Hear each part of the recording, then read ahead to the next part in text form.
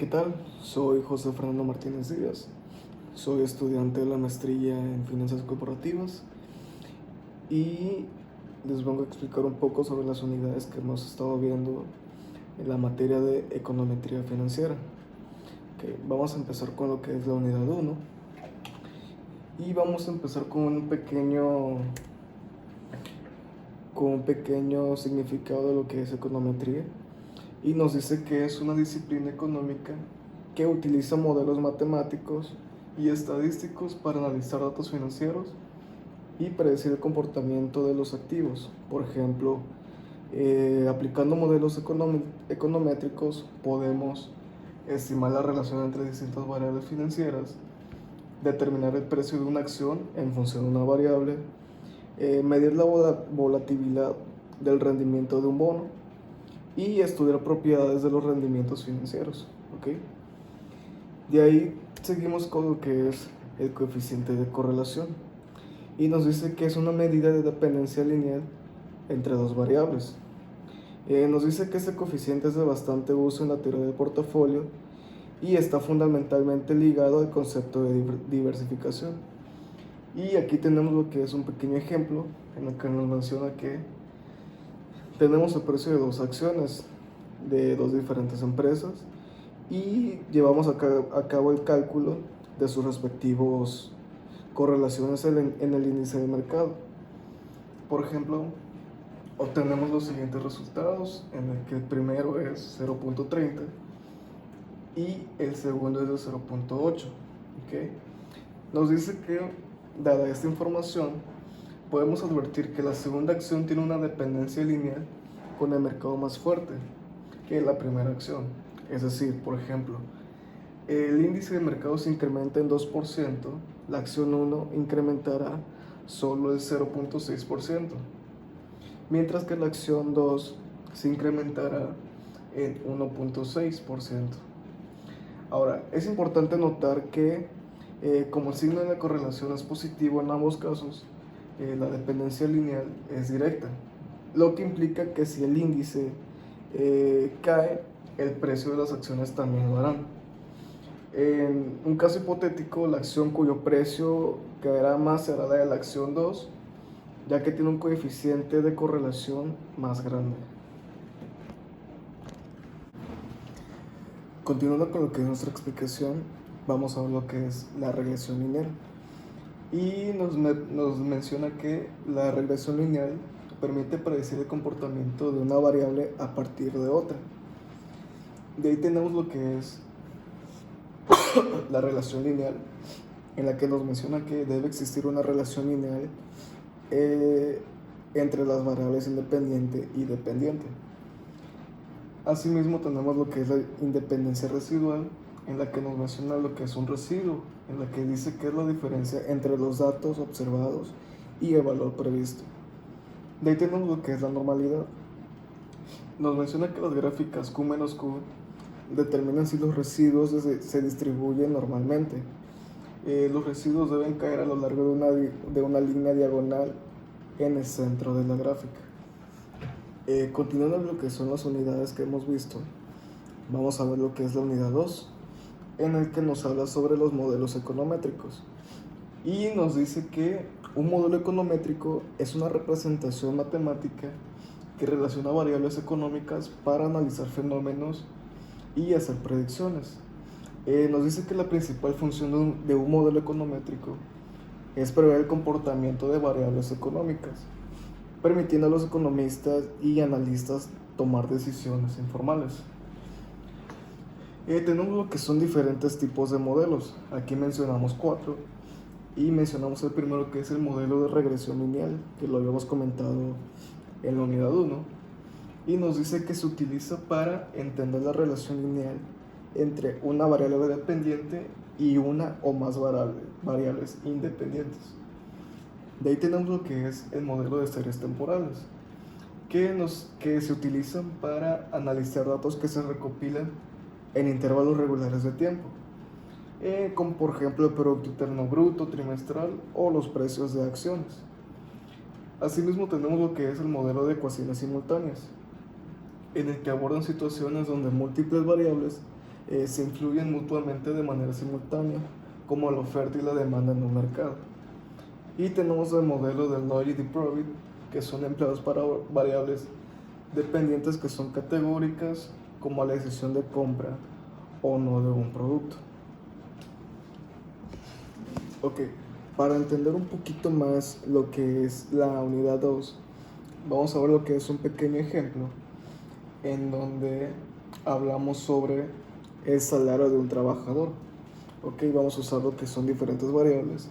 Entonces, nos menciona que el salario de un trabajador depende de sus años de estudio, educación de sus padres y la experiencia principalmente.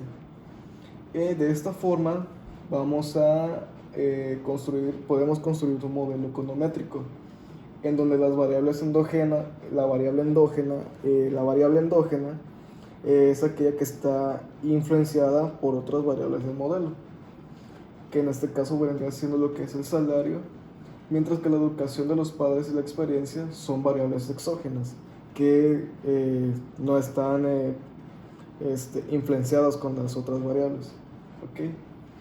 Nos dice que el modelo económico que vendría siendo representado por la educación de los padres y la experiencia. Y este modelo econométrico puede venir representado de esta forma, en la que W es igual a B0 más B1, que es educación, más variable 2, que es educación de los padres, más variable 3, que es la experiencia, más mu. Y en este caso, para que podamos entender mejor, W es igual al salario por hora. ED son años de educación, EDP son años de educación de los padres y XP es igual a la experiencia, ¿ok? Lo que viene siendo B0, B1, B2, B3 son estimadores que nos indican el efecto de un cambio en la variable exógena que acompaña sobre la variable endógena. Y el U nos dice que es el error, en el que recoge efectos no observados como capacidad y habilidades. ¿Okay? Y de esta forma, en este modelo lineal simple, si obtenemos el valor obtenido de B1 es 0.60, por ejemplo, podemos decir que si aumenta un año más de educación, el salario por hora se verá aumentado en 60. ¿Okay? Y este vendría siendo lo que es un pequeño ejemplo para poder entender un poco lo que es los modelos econométricos. Ok, continuando con lo que es nuestra unidad 3, tenemos lo que es mínimo cuadros ordinarios. Y nos menciona que es donde se basan todos los análisis englobados dentro del modelo lineal general. Nos dice que este método consiste en minimizar la suma de cuadrados del error de predicción del modelo, que tiene sentido cuando se cumple una serie de asunciones, que son las necesarias para poder realizar este tipo de análisis. ¿Okay? Este yo lo entiendo como por ejemplo cuando el maestro nos mandó a hacer un ejercicio en el que llevamos a cabo lo que es el coeficiente de correlación. ¿Okay? Estos son dos ejercicios. Tenemos el ejercicio 1 y el ejercicio 2. ¿Ok? ¿Qué queremos demostrar con esto? Queremos demostrar que los datos que tenemos aquí presenten algún tipo de correlación. ¿Ok? Aquí llevamos a cabo lo que es una serie de procedimientos para poder determinar lo que es la media de cada uno de los datos. ¿Ok? Pero antes de hacer esto, en Excel utilizamos una función en el que vamos a graficar todos estos datos. Y al momento de hacerlo, automáticamente nos arroja este gráfico lineal, en el que la interpretación que aquí nos menciona, notamos que presenta una correlación directa. Esto debido a que el aumento de X, que vendrían siendo un ejemplo aquí donde yo le puse gastos, corresponde a un incremento de Y, en este caso de ventas. ¿Okay? Si nos damos cuenta, presenta relación alguna con los puntos tanto de x como de y. Ok, ahora aquí tenemos lo que son unas fórmulas, en la que, por ejemplo, aquí en esta fórmula tenemos lo que es la ecuación del coeficiente. Aquí, por ejemplo, estos ejercicios yo los hice a mano, entonces aquí les fui poniendo para poder interpretar y saber qué quiere decir cada una de estas fórmulas. Entonces, para poder llevar a cabo lo que es el cálculo del coeficiente de correlación, tenemos que realizar esta fórmula en la que vamos a averiguar lo que son las medidas de la muestra y las diferencias entre cada dato puntual y la media. ¿Ok? Una vez que nosotros calculamos lo que es la media, la media de las dos variables se resta la media del punto x en la forma y la medida de la misma, de cada uno de los datos puntuales del punto y en la fórmula. ¿Ok? Entonces aquí llevamos a cabo lo que es una resta para determinar cuál es el resultado de ese cálculo. ¿Okay? Ahora, si nos fijamos, llevamos a cabo el denominador de la ecuación del coeficiente, que esta es otra fórmula, en la que, por ejemplo, aquí tenemos que multiplicar al cuadrado cada uno de los datos. ¿Okay? Al momento de hacer ese cálculo, nos da como resultado 19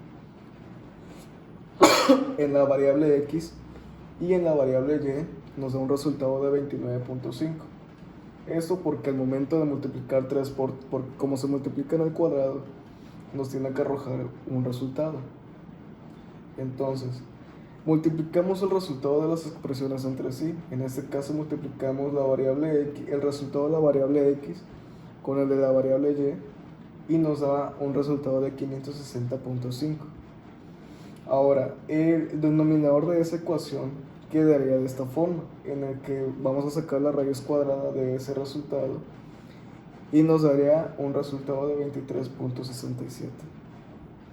Asimismo, con este ejemplo 2, que vendría siendo el mismo cálculo, nada más que la diferencia es que con los datos que tenemos aquí nos arroja una relación no lineal.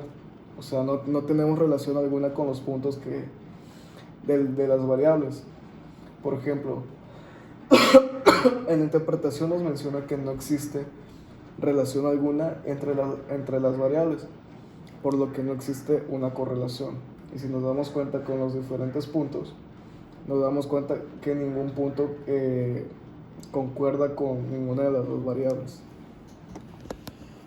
Ya casi para concluir lo que viene siendo lo que es la unidad 4, en la unidad 4 hablamos sobre lo que es la estadística inferencial y vimos puntos como lo que es el coeficiente de correlación, la desviación estándar, la significancia estadística y las proyecciones. Aquí, para no abarcar tanto tiempo y para no extendernos mucho, voy a explicar un poco lo que es una de las fórmulas para calcular lo que es el coeficiente de correlación, en el que nos menciona que el coeficiente de relación es igual a la resta de los valores de la variable x en una muestra menos la media de los valores de la variable x, y eso al igual lo que es los valores de la variable y en una muestra y la media de los valores de la variable y. Eso se divide entre la raíz de los antes mencionados, lo que es los variables de la variable x en una muestra, menos la media de los valores de la variable x al cuadrado, y los valores de la variable y en una muestra, menos la media de los valores de la variable y al cuadrado. Ok, esto viene siendo básicamente como el ejemplo que les expliqué hace rato, que fue donde llevamos a cabo esta fórmula. Aquí, por ejemplo, que fue para determinar el coeficiente de correlación. Aquí tenemos lo que es las fórmulas. Aquí tenemos un pequeño ejemplo. Si nos damos cuenta, es la misma fórmula que nos menciona en la presentación.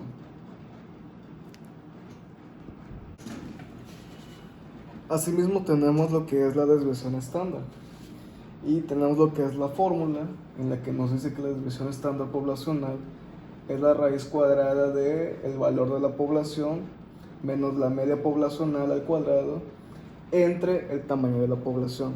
¿Okay? Para esta fórmula no tengo como tal un ejemplo, pero sí puedo mencionar un poco sobre cuál es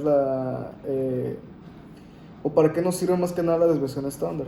Y más que nada es una herramienta estadística que se utiliza para medir la dispersión de un conjunto de datos y su variabilidad. Por ejemplo, podemos calcular lo que es la dispersión, en la que indicamos la distancia típica entre cada punto de un dato y la media. Podemos también describir lo que es la variabilidad, en la que podemos usarla para describir la variabilidad de una variable continua en una muestra.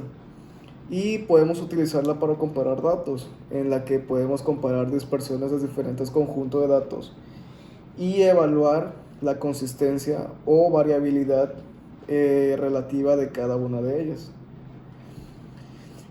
Y bueno, de mi parte sería todo.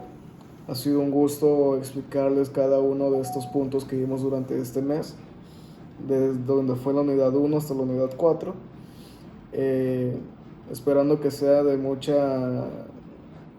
un buen uso para ustedes, esperando que mi explicación haya sido suficiente.